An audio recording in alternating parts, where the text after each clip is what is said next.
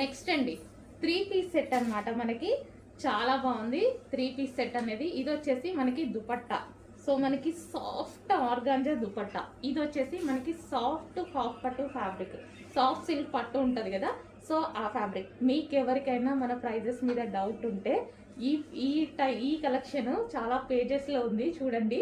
600 డిఫరెన్స్తో ఉంది. Same brand item అందరం ఒక దగ్గర నుంచి తీసుకొస్తామండి. ఆల్మోస్ట్ 600 డిఫరెన్స్తో ఉంది. చెక్ చేసి ఫాస్ట్గా ఆర్డర్ చేయండి.